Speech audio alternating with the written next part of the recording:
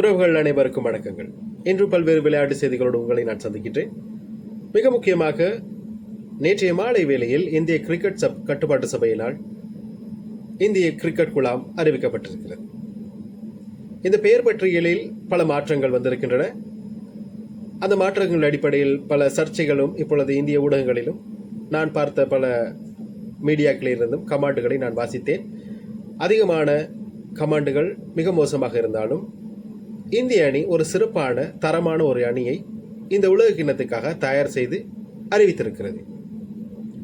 நேற்றைய மாலை வேளையில் நேரடி காணொலி ஊடாகவே இந்த பெயர் பட்டியலை நேற்றைய தினம் இந்திய கிரிக்கெட் கட்டுப்பாட்டு சபை அறிவித்திருந்தது. அஜித் அகர்கர் தேர்வுக்குழுவின் தலைவர் அவர்தான் நேற்றைய தினம் இதை முழுமையாக அறிவித்திருந்தார். இதில் ஒரு மாற்றம் வந்திருக்கிறது. இந்திய அணியினுடைய ஒரு நாள் அணி தலைவர் இந்த T20 குழாத்தில் இல்லை. ஏன் அவருக்கு இந்த வாய்ப்பு மறுக்கப்பட்டிருக்கிறது என்றால், அணியிலிருந்து நீக்கப்பட்டதற்கான பிரதான காரணம் கடந்த 18 இன்னிங்ஸ்களில் அவர் பெற்றுக்கொண்ட பெறுபேறுகள், சராசரி ஓட்டங்கள், இதன் அடிப்படையில் அவர் இந்த தொடரில் இருந்து முழுமையாக நீக்கப்பட்டிருக்கிறார். 2026 ஆண்டிற்கான T20 உலகக்கிண்ண அணியிலிருந்து நீக்கப்பட்டிருக்கிறார். அவருக்கு பதிலாக இப்பொழுது வந்திருக்கிறார் இஷான் கிஷான். அணிக்குள் மீண்டும் இஷான் கிஷான் வந்திருப்பது ஒரு மகிழ்ச்சியான விடயம். ஏனென்றால் இந்த T20 குழாத்தை பொறுத்தவரை மிக சிறந்த ஒரு குழாத்து, என்னை பொறுத்தவரை மிக சிறப்பானது. ஆனால் அதில் ஒரு மாற்றம் செய்திருக்க வேண்டும். ஹர்திக் ராணா ஏன் மற்றும் தீப் சிங் ஏன் அணியில் இருக்கிறார்கள் என்று எனக்கு ஒரு மிகப்பெரிய கேள்வியாக இருக்கிறது. காரணம், இவர்கள் இருவரும் வேகப்பந்து வீச்சாளர்களாக இருந்தாலும் கூட அண்மை காலமான இந்த இந்திய அணியினுடைய சில மிக முக்கியமான போட்டிகளில் அவர்கள் விட்டுக் கொடுக்கும் ஓட்டங்கள் மிக அதிகம். விக்கெட்டுகளை வீழ்த்துவது ஒரு பக்கம் இருந்தாலும் ஓவர்களுக்கு அதிகமான ஓட்டங்களை கொடுக்கிறார்கள். நேற்றைய தினம் கூட ஹர்தீப் சிங் மிக பாரிய அளவிலான ஓட்டத்தை கொடுத்திருந்தார். நான் நினைக்கிறேன் இந்த தொடரில் அவர்களுக்கு பதிலாக முகமது ஷமி, சிராஜ் இந்த 2 பந்து வீச்சாளரும் பாவித்திருக்கலாம். ஆனால் இந்திய அணி எதிர்காலத்தை நோக்கி பயணிப்பதால் அவர்களுக்கான வாய்ப்பு மறுக்கப்பட்டிருக்கிறது. ஆனால் இந்த தரமான இந்திய அணி நிச்சயமாக ஒரு சிறந்த ஒரு அணியாக இருக்க போகிறது. காரணம், இந்திய அணியை பொறுத்தவரை அவர்கள் விராட் கோலி, ரோஹித் சர்மா, ஜடேஜாவினுடைய ஓய்வுக்கு பின் இந்த குறுகிய காலத்தில் ஒரு அணியை உருவாக்கும் என்பது மிக கடினமான காரியம். அதை சிறப்பாகவும் நேர்த்தியாகவும் செய்திருக்கிறது இந்திய கிரிக்கெட் கட்டுப்பாட்டு சபை. உண்மையிலே அதன் பயிற்றுவிப்பாளர் கௌதம் கம்பீர், அணி தேர்வாளர் அஜித் அகர்கருக்கும் இந்த நேரத்தில் மிகப்பெரிய சவால்களாக இருந்த போதும் இதை சிறப்பாக செய்திருக்கிறார்கள். வாழ்த்துக்கள். அறிவிக்கப்பட்டிருக்க இந்திய கிரிக்கெட் அணியினுடைய முழுமையான பெயர் விவரங்களை இப்போது பார்ப்போம். சூரியகுமார் யாதவ் அணியினுடைய தலைவர். உப அணி தலைவராக அக்சர் பட்டேல் செயல்பட காத்திருக்கிறார். இஷான் கிஷான், சஞ்சு சாம்சன், அபிஷேக் சர்மா, திலக் வர்மா, வாஷிங்டன் சுந்தர், ரிக்கு சிங், ஹர்திக் பாண்டியா, சிவம் தூபே, குல்தீப் யாதவ், வருண் சக்கரவர்த்தி, ஜஸ்பிரித் பும்ரா, ஹர்தீப் சிங், ஹர்திக் ராணா. இந்த 15 பேர் கொண்ட குழாம் நேற்றைய மாலை வேளையில் அறிவிக்கப்பட்டிருந்தது. ஆனால் இதில் மிக முக்கியமான கவனிக்கக்கூடிய விஷயம், 2 விக்கெட் காப்பாளர்கள் ஒருவேளை சஞ்சு சாம்சனுக்கு உபாதை ஏற்பட்டால் அதுக்கு மாற்றீடாக இஷான் கிஷனை பாவித்துக் கொள்ளலாம். இதில் அது ஒன்று தெளிவான விஷயமாக இருக்க போகிறது. இன்னொன்று, ஆரம்ப துடுப்பாட்ட வீரர்களுக்காக சஞ்சு சாம்சனும் அவரோடு இணைந்து அபிஷேக் சர்மாவும் இந்த 2026 தொடருக்காகவும் உலகின தொடருக்காகவும் நியூசிலாந்து தொடருக்காகவும் பயன்படுத்த போகிறார்கள். இதுதான் உண்மையான அணி. இதில் 4 வாஷிங்டன் சுந்தர், ரிக்கு சிங், ஹர்திக் பாண்டியா, அக்ஷர் பட்டேல். இந்த அணியில் இந்த 4 ஆட்டக்காரர்கள் இருப்பதால் ஒருவேளை இந்திய அணி மிகப்பெரிய ஒரு சவாலை கொடுக்கக்கூடிய அணியாக மாறும். காரணம், அவர்களுடைய இந்த கிரிக்கெட் அணி வீரர்கள் தேர்வு என்பது ஒவ்வொரு கிரிக்கெட் வீரருக்கும் இந்த T20 பொறுத்தவரை ஸ்ட்ரைக் ரேட் என்பது மிக முக்கியமானது. தனிப்பட்ட ஸ்ட்ரைக் ரேட்டின் அடிப்படையிலே 130க்கு மேலான ஸ்ட்ரைக் ரேட்டை வைத்துக் கொண்டிருக்கும் ஒரு உலகத்தினுடைய 140க்கு மேலாக வைத்திருக்கும் ஒரு அணி என்றால் அது இந்திய அணிதான். அதில் மாற்று கருத்து எதுவும் கிடையாது. உலக அளவிலே விளையாடக்கூடிய T20 அணிகளில் இந்திய அணிக்கு மாத்திரமே எல்லா திறமைகளும் வீரர்களுக்கான துடுப்பாட்ட வீரர்களுக்கான திறமைகளும் இருக்கின்றது. காரணம் அவருடைய அந்த ஃபோம், அவர்கள் விளையாடக்கூடிய நுட்பம், அவர் அடித்தாடக்கூடிய பந்துகள், அவர்கள் விளையாடுகின்ற களத்தில் செயல்படுகின்ற விதம் எல்லாம் அடி வைத்துதான் இவர்களுடைய இந்த ஸ்ட்ராட்டஜி மாறாமல் இன்றும் மாறிக்கொள்ளாமல் அப்படியே இருந்து கொண்டிருக்கின்றது. இந்த மாதிரி ஒரு சூழலில்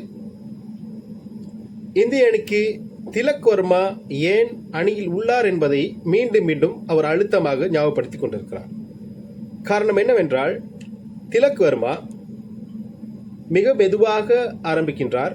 ஆனால் அவருடைய ஃபினிஷிங் ஆனது மிக வேகமாக இருக்கிறது. அவர் ஸ்ட்ரைக் ரைட் முடிக்கின்ற போது மிக ஸ்ட்ரைக் ரைட் வேகம் அதிகரிக்கிறது. காரணம், அவர் தேவையான நேரத்துக்கு தேவையான மாதிரி இந்திய அணிக்கு உதவி கொண்டிருக்கிறார். உண்மையிலே திலக் வர்மா அணியில் இருப்பது மிகவும் மிகவும் நன்மையை தவிர இந்திய அணிக்கு எந்த பாதகமும் ஏற்படுத்தாது. சுப்மன் கில் அணியில் இல்லை என்பது இந்திய ரசிகர்களுக்கு ஒரு பக்கம் கவலையாக இருந்தாலும் பெரும்பாலான ரசிகர்கள் அதை வரவேற்கிறார்கள். பல முறை இந்த T20 குழாத்தில் இடம் பிடித்திருந்தாலும் வாய்ப்புகள் மறுக்கப்பட்ட சஞ்சு சாம்சனுக்கும் இம்முறை 2026 ஆண்டுக்கான உலக கிண்ண கிரிக்கெட் இந்திய அணியில் இடம் கிடைத்திருக்கிறது. உண்மையிலே இந்த தொடரில் அவர் சிறப்பாக செயல்பட்டால் எதிர்காலத்தினுடைய இந்திய கிரிக்கெட் T20 நட்சத்திர வீரராக மாறுவார். அவருக்கான வாய்ப்பு கிடைத்திருக்கிறது. பயன்படுத்திக் கொள்வாரா என்பது எனக்கு தெரியவில்லை. பார்ப்போம். அவருடைய ரசிகர்கள் யாராவது இருந்தால் கீழே கமெண்ட் பண்ணுங்க.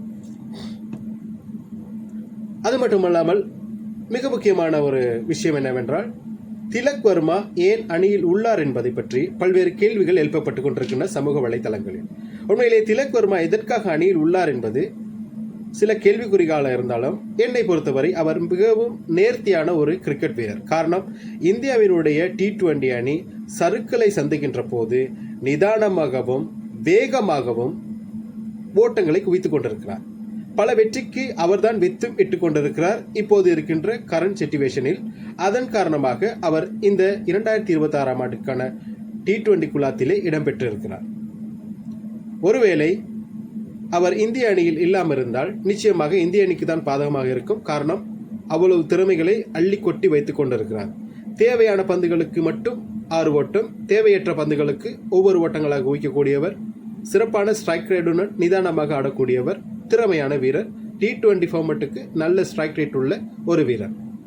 அறிவிக்கப்பட்டிருக்கும் இந்திய அணியாக இருந்தாலும் இந்த அணியில் மிக சிறந்த வீரர்கள் இருப்பதால் நிச்சயம் இந்திய அணி இந்த முறை 2026 ஆண்டுக்கான உலக கிண்ணத்தை வெற்றி பெறுவதற்கான வாய்ப்பு சிறப்பாக இருக்கிறது.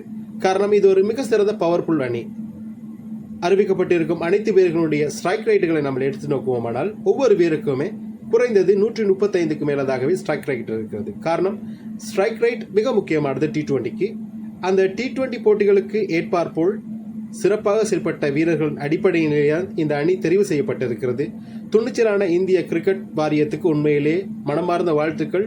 இன்னும் பல நாடுகள் தங்களுடைய கிரிக்கெட் வீரர்களுடைய பெயர் விவரங்களை இன்னும் அறிவிக்காமலே இருக்கின்றன. பலம் பொருந்திய ஆஸ்திரேலிய அணியும் கூட இன்னும் அறிவிக்கவில்லை.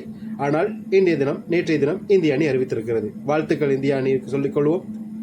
இந்திய அணியினுடைய ரசிகர்கள் யாராவது இருந்தால் கமெண்ட் பண்ணுங்க. நேற்றைய நாள் இந்திய அணிக்கு மகிழ்ச்சியான ஒரு நாளாக இருந்தது.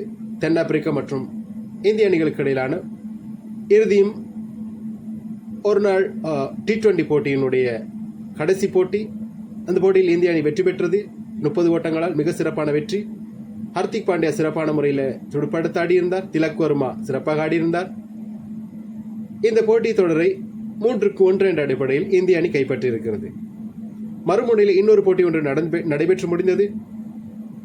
19 வயதுக்குட்பட்ட ஆசிய கிண்ண இளையோர் அணிகளுக்கான 2 அரையிறுதி போட்டிகள். ஒன்று இந்தியா மற்றும் இலங்கை, இன்னொன்று பாகிஸ்தான் பங்களாதேஷ். இந்த 2 அரையிறுதி போட்டிகளிலும் ஒன்றில் இந்தியா வெற்றி பெற்று இறுதிச் சுற்றுக்கும், இன்னொன்றில் பாகிஸ்தான் வெற்றி பெற்று இறுதிச் சுற்றுக்கும் சென்றிருக்கிறது. இதன் காரணமாக இந்தியாவினுடைய கரம் இப்பொழுது உலகெங்கும் ஓங்கிக் கொண்டிருக்கிறது. பார்ப்போம் எதிர்வரும் காலங்களில் இந்தியாவினுடைய வெளிப்பாடு எவ்வாறாக இருக்கப் போகிறது. இந்த 2026 கிரிக்கெட் கிண்ணத்தை இந்திய அணி நிச்சயமாக வெற்றி பெறுமா என்பதையும் கமெண்ட்ஸை சொல்லிட்டு போங்க. மற்றும் ஒரு காணொலியில் உங்கள் அனைவரும் சந்திக்கும் வரை விடைபெறும் நான் உங்கள் அன்பின் ஷியான் என்றோம்.